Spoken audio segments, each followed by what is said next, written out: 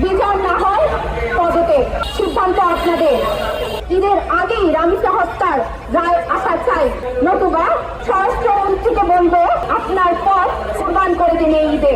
বলতে চাই, শহীদ গাজীরা রক্ত দিয়ে এদেশ পুনর্নির্মাণ করেছে, নিজের ভোট দিয়ে বর্তমান সরকারকে নির্বাচিত করেছে।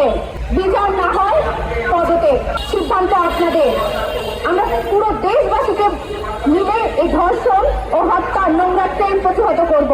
রামিসা সহ প্রতিটি নারী, শিশু নির্যাতন, হত্যা এবং ধর্ষণের বিচার নিশ্চিত করতে হবে। অপরাধীর সর্বোচ্চ শাস্তি নিশ্চিত করতে হবে। আর সমাজের প্রতি আমাদের আহ্বান, অন্যায় আজ রামিসার সাথে হয়েছে, কাল আমার সাথে, পরশু আপনার সাথে হবে।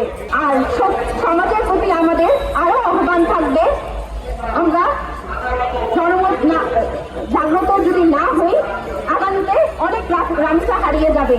তাই প্রতিবাদ করুন, প্রতিরোধ করুন এবং নির্বাচিত দায়িত্বশীল এবং রাষ্ট্রের তদারকি করুন, জবাবদিহিতা নিশ্চিত করুন। শেষ একটি কথা বলে মনে করিয়ে শেষ করতে চাচ্ছি, প্রতিটি অন্যায়ের বিরুদ্ধে জুলাই আবার আসুক ফিরে।